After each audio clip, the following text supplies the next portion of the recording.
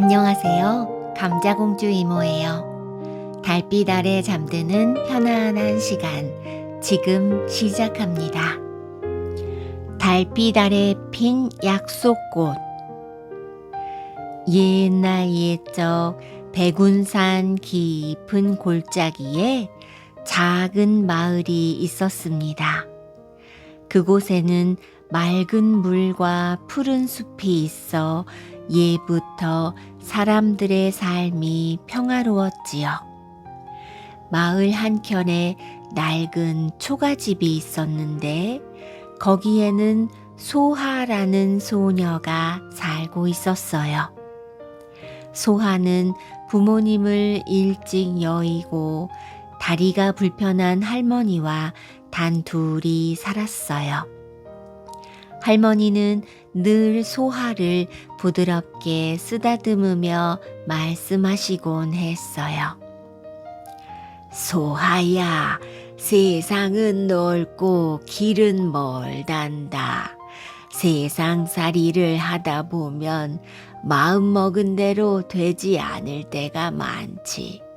그러나 언제나 사람을 먼저 생각하는 마음을 잃지 말아야 한단다. 네, 할머니. 소하는 그 말을 마음 깊이 새기며 자랐습니다. 그해 봄, 하늘은 유난히도 인색했습니다.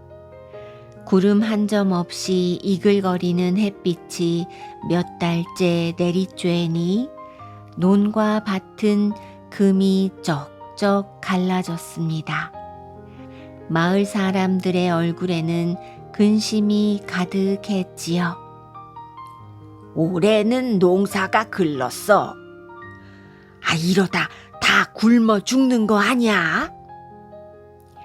우물가에 모인 어른들의 한숨은 점점 깊어졌습니다. 소하는 매일 산에 올라가 약초를 캐어 장에 내다 팔았어요. 비록 손바닥만한 돈벌이였지만 그 돈으로 보리쌀과 할머니 약을 샀지요.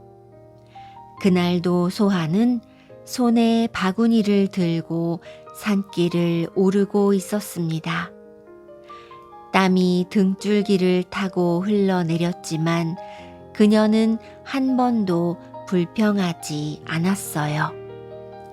해가 산 뒤로 기울 무렵 소하는 뜻밖의 일을 겪게 되지요. 산에서 약초를 캐다 그만 길을 잃고 말았어요. 이리저리 발길을 옮겨도 낯선 나무와 바위뿐 내려가는 길은 보이지 않았어요. 그때였어요. 바람이 잦아들고 달빛이 숲 사이로 스며드는 순간 오래된 소나무 아래 흰 수염이 허리까지 내려오고 푸른 옷에 구름 무늬가 새겨진 옷을 입은 한 노인이 소하 앞에 서 있었어요. 소하야, 내 마음이 곱구나. 할머니를 위해 약초를 캐고 마을 사람들을 위해 애쓰는 네 마음이 하늘에 닿았단다. 소하는 놀라 두 손을 모았어요. 혹시 산신령님이신가요? 그렇다. 하지만 너도 알다시피 이 가뭄은 너 혼자 힘으로는 막을 수 없지. 오늘 밤 백운산 꼭대기 달빛 연못으로 가거라. 그곳에 약속꽃이 피어 있다. 단 그 꽃을 꺾으면 네 가장 소중한 것을 내려놓아야 한다. 100명의 사람들이 진심으로 너의 마음을 알아줄 때 그것을 다시 돌려받을 수 있지. 소하는 가슴이 철렁 내려앉았어요. 가장 소중한 것? 그게 무엇일까? 하지만 마을 사람들과 할머니의 얼굴이 떠오르자 마음은 이미 백운산 꼭대기로 달려가고 있었어요. 달빛이 높이 솟은 밤, 소하는 산 꼭대기로 향했어요. 바람은 점점 차가워지고 풀잎에는 은빛 이슬이 맺혔지요. 마침내 산 정상에 이르니 거울처럼 고요한 연못이 나타났어요. 달빛이 물 위에 은빛 길을 만들고 있었고 그 한가운데에는 푸른 빛의 한 송이 꽃이 피어 있었어요.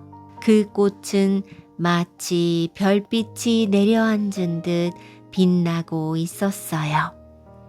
소하는 조심스레 물가로 다가가 꽃을 손에 쥐었습니다. 이 꽃으로 마을을 살릴 수 있다면, 그리고 우리 어머니의 병을 낫게 할 수 있다면 제 모든 걸 드리겠습니다. 순간 꽃이 환하게 빛나며 소하의 손에서 사라졌어요. 그리고 물결이 일렁이더니 하늘로 수많은 물방울이 흩어져 사방으로 비처럼 쏟아졌습니다. 그 비는 산 아래로 마을로 논밭으로 내려갔어요. 마른 논이 촉촉이 젖고 말라버린 우물에 물이 다시 차오르기 시작했어요. 마을 사람들은 하늘을 우러러보며 외쳤어요. 비다! 비가 온다! 이제 살았어! 하지만 소하는 그 자리에서 힘없이 무릎을 꿇었어요. 입을 열어 기쁨을 전하려 했지만 아무 소리도 나오지 않았지요. 그녀의 가장 소중한 것, 바로 맑고 고운 목소리가 사라진 것이었습니다. 다음 날 할머니는 무언가 달라진 소하를 단번에 알아차렸어요. 말없이 웃으려 애쓰는 손녀를 보며 할머니는 눈물이 그렁그렁 맺혔어요. 소하야, 말 못해도 괜찮다. 내 마음은 목소리보다 더 크게 울린단다. 그날 이후 소하는 글과 몸짓으로 마음을 전했어요. 아이들에게는 손짓으로 글자를 가르쳐 주었고, 밭일이 힘든 이웃에게는 말없이 물동이를 날라다 주었어요. 마을 사람들은 처음엔 불편해했지만 이내 그녀의 진심을 느꼈어요. 몇 해가 흐른 어느 보름날 밤, 마을에서는 잔치가 열렸어요. 사람들이 함께 노래를 부르는 순간 달빛 연못에서는 큰 바람이 불었어요. 그 바람은 순식간에 마을에 도착했어요. 그 바람 속에는 소하의 목소리가 실려 있었지요. 사람들은 가만히 숨을 죽이며 소하의 목소리를 들었어요. 노랫가락에 실려오는 소하의 목소리는 이러했어요. 약속꽃을 받아 비를 내리게 했네. 나의 소중한 것보다 더 귀한 내 이웃이 행복하다면 난 그것으로 충분하다네. 그날 이후 사람들은 소하를 약속꽃의 소녀라고 불렀어요. 마을의 모든 사람들이 소하의 착한 마음과 이웃을 생각하는 진심을 알게 되었지요. 소하는 이제 다시 목소리를 찾을 수 있었어요. 백운산 꼭대기에는 지금도 달빛 연못이 남아있어 보름달이 뜨면 은빛 꽃 한 송이가 피어난다고 합니다. 그리고 그 꽃은 누군가를 위해 진심을 다할 수 있는 사람만이 볼 수 있다고 하지요. 달빛을 먹은 나무. 옛날 옛적 깊은 산골짜기 작은 마을에 소리라는 소녀와 엄마가 살고 있었어요. 아빠는 일찍 세상을 떠났고 소리는 엄마와 서로를 의지하며 조용히 살았지요. 이 마을엔 오래전부터 내려오는 전설이 하나 있었어요. 마을 뒷산 깊은 곳에 달빛을 먹는 나무가 자란다는 이야기였어요. 그 나무는 매달 보름달이 뜨는 밤 달빛을 삼켜 황금빛 열매를 맺는다고 했지요. 그 열매를 먹으면 병이 낫고 아픈 사람이 낫고 오래 살 수 있다는 전설이 전해져 내려왔어요. 아이들은 그 이야기를 무서운 이야기처럼 들었지만 소리는 그 나무 이야기를 좋아했어요. 어느 겨울이었어요. 소리 엄마가 심하게 아프기 시작했어요. 약초를 써도 낫질 않았지요. 마을 어르신들은 고개를 절레절레 흔들며 한숨을 쉬었어요. 이젠 하늘에 맡기는 수밖에 없구만. 소리만 가엾게 되었구나. 하지만 소리는 엄마를 포기할 수 없었어요. 달빛을 먹는 나무가 진짜 있다면 꼭 찾을 거야. 그 열매를 엄마께 드리면 나을 수 있을 테니까. 휘영청 달 밝은 보름날 밤, 소리는 혼자 뒷산으로 가기로 결심했어요. 며칠이 지난 후 보름달이 환하게 떠올랐어요. 소리는 작은 등에 불을 밝히고 조심조심 산속으로 들어갔어요. 바람은 차가웠고 나무 그림자들이 길게 늘어져 마치 살아있는 듯 했어요. 한참을 걷자 소리는 길을 잃고 말았어요. 그때 어디선가 꼬르륵 하는 소리가 들렸어요. 깜짝 놀라 고개를 들자 작은 도깨비 하나가 나뭇잎을 입을 삼아 잠을 자고 있었지 뭐예요. 소리는 살며시 다가가 도깨비를 깨웠어요. 저기요, 혹시 달빛을 먹는 나무가 어디 있는지 아세요? 도깨비는 눈을 비비며 말했어요. 에이, 잠 좀 자자. 근데 너 그걸 찾으러 왔니? 그런 건 무서운 요정이 지키고 있어서 아무나 못 가지.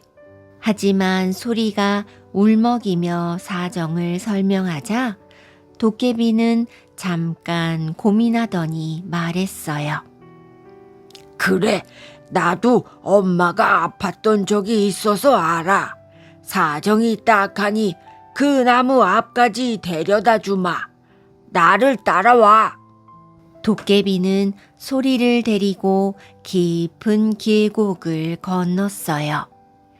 그리고 마침내 아주 커다란 은빛 나무 앞에 도착했어요. 달빛을 머금은 나무는 마치 하늘에서 내려온 것처럼 반짝였지요. 하지만 나무 아래엔 달빛 요정이 나무를 지키고 서 있었어요. 하얀 옷을 입고 빛나는 눈동자를 가진 요정은 조용히 말했어요. 이 나무는 하늘에서 내려온 생명의 나무야. 아무나 열매를 가질 수 없단다. 소리는 두 손을 모아 간절히 부탁했어요. 부탁드려요. 저희 엄마가 너무 아파요. 그 열매가 있으면 엄마를 살릴 수 있어요. 요정은 조용히 소리를 바라보더니 말했어요. 내 마음이 진실하니 열매 하나를 주겠다. 하지만 한 가지 조건이 있어.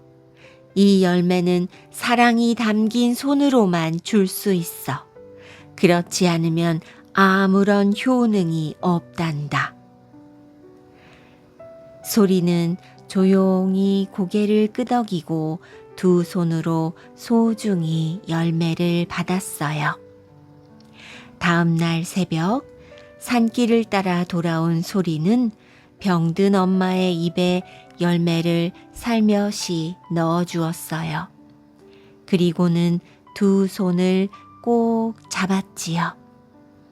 그러자 놀랍게도 엄마의 얼굴에 생기가 돌기 시작했어요.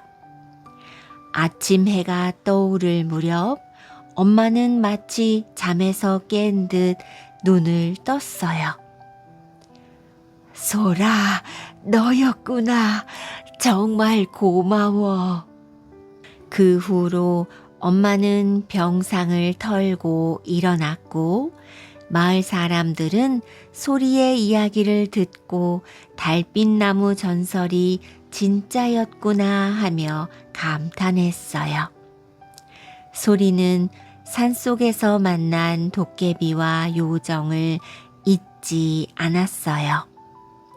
보름달이 뜨는 밤이면 산을 향해 고개를 숙이며 속삭였지요. 정말 고마워요.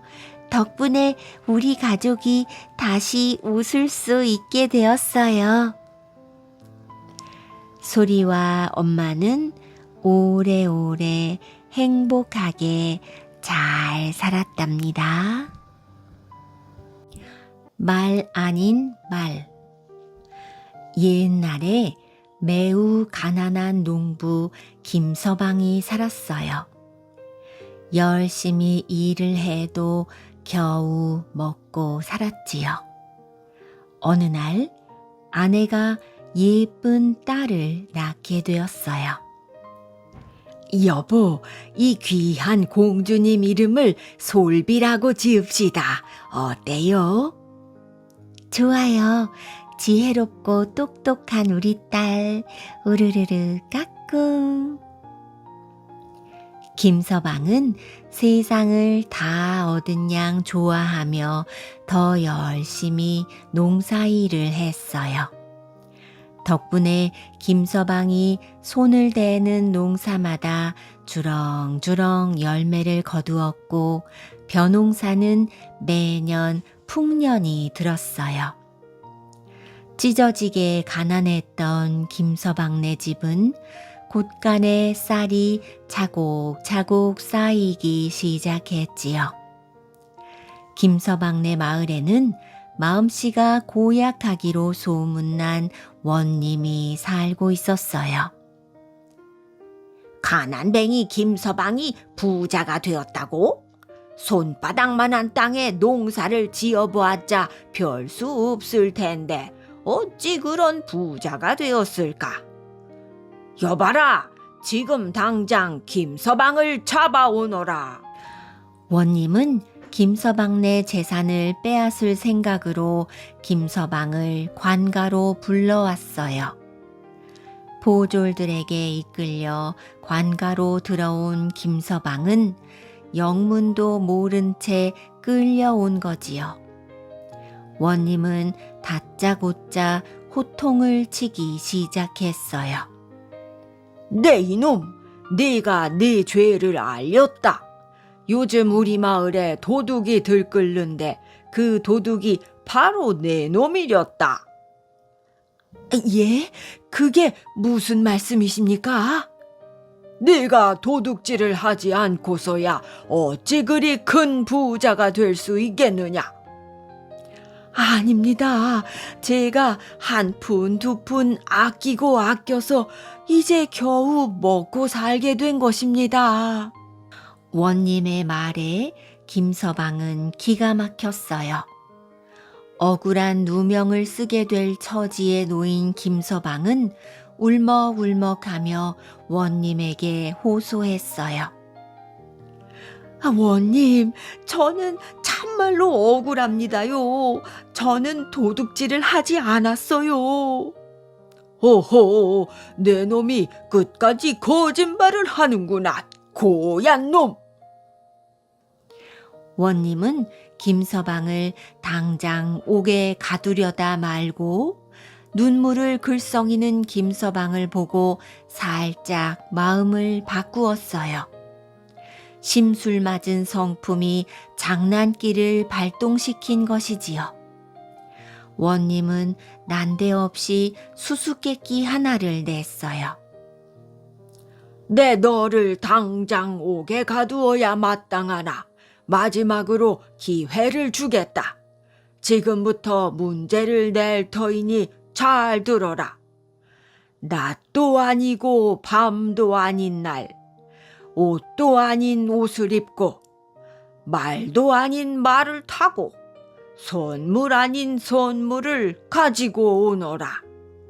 이 문제를 다 풀면 네가 도둑질을 하지 않았다는 것을 믿어주겠다. 하지만 그렇지 못하면 큰 벌을 내릴 것이야. 원님은 사흘 동안 이 문제를 풀어서 결백을 증명하라고 했어요.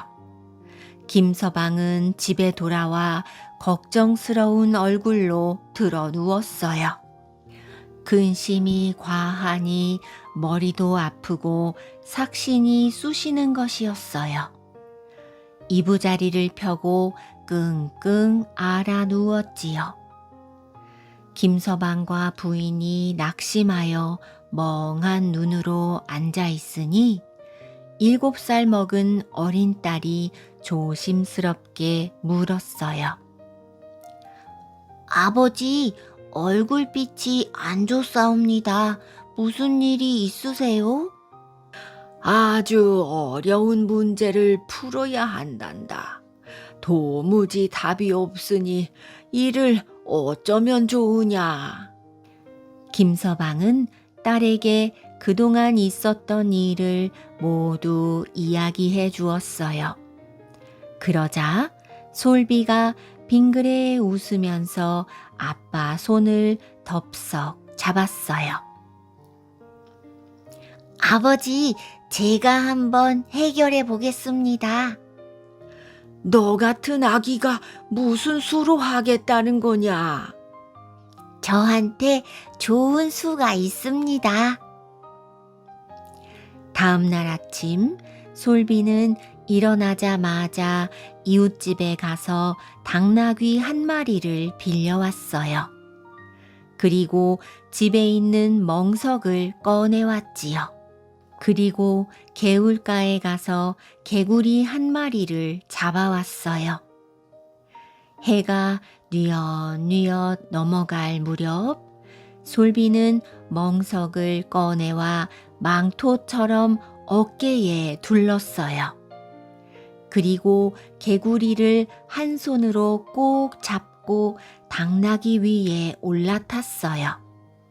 다른 손으로는 당나귀 고삐를 쥐었지요. 솔비는 당나귀를 몰고 관가로 향했어요. 관가에 도착한 솔비는 큰 소리로 원님을 불렀어요.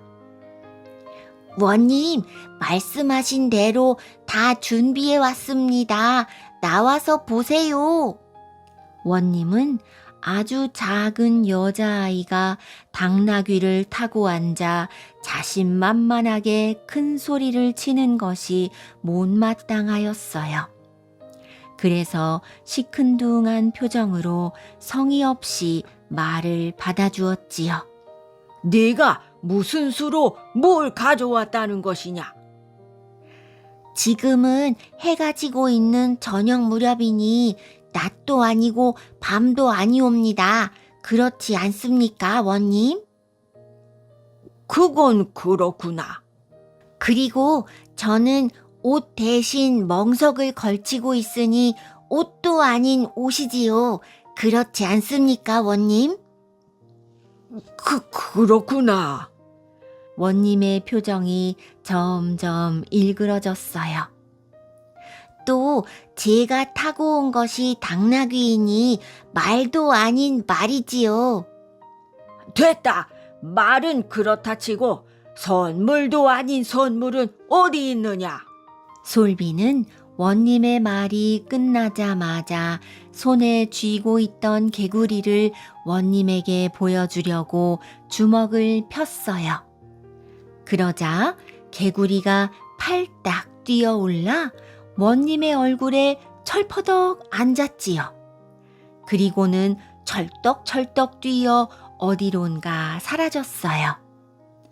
원님은 깜짝 놀라 바닥에 나동그라지고 말았어요. 원님, 제가 선물로 드리려고 했던 것이 없어졌으니 이것이야말로 선물도 아닌 선물 아니겠습니까? 이제 저희 아버지의 누명을 벗겨주십시오. 원님은 아무 말도 못하고 얼굴만 울그락 푸르락 하고 있었답니다. 백두산 장생초. 옛날에 백두산 언저리 작은 마을에 어머니와 아들이 살고 있었어요. 집이 너무 가난해서 다 쓰러져 가는 작은 초가집에 살았지만 아들은 어머니를 극진히 모시는 효자였어요. 어머니, 오늘은 뭐 드시고 싶으세요? 제가 장에 나가 사올게요. 아니야, 오늘 저녁은 네가 좋아하는 된장찌개 보글보글 끓여 맛있게 먹자꾸나. 울긋불긋 단풍이 든 가을이 깊어졌어요. 그런데 그만 어머니가 병에 걸려 자리에 눕고 말았어요. 좋다는 약은 모두 써보고 용하다는 의원은 모두 찾아가 보았지만 어머니의 병은 점점 더 깊어지기만 했어요. 아들은 어머니의 병이 걱정이 되어 울상이 되었어요. 그러다가 마을에서 지혜롭기로 소문난 노인을 찾아갔어요. 어르신, 저희 어머니의 병을 어떻게 하면 낫게 해드릴 수 있습니까? 자네 어머니의 병은 쉽게 나을 병이 아닐세. 네? 그게 무슨 말씀이세요? 쉽지는 않지만 고칠 방법은 딱 한 가지가 있네. 그게 어떤 방법입니까? 지혜로운 노인은 아들에게 천천히 일러주었어요. 백두산 깊은 골짜기에 가면 장생초라는 약초가 있네. 그 약초를 다려드리면 나을 수가 있다네. 하지만 백두산은 험하고 높은 산이어서 사람이 함부로 들어갈 수 없는 산이라네. 아들은 노인의 말을 듣자마자 장생초를 구하기 위해 백두산을 향해 떠났어요. 백두산은 몹시 험했어요. 나뭇가지에 걸려 옷이 찢어지고 우거진 풀에 걸려 넘어지기 일쑤였어요. 돌뿌리에 발을 다치기도 했지요.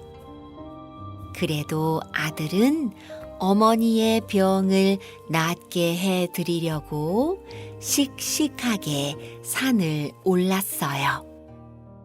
산 꼭대기에 가까워지자 아들은 더 기운을 냈어요.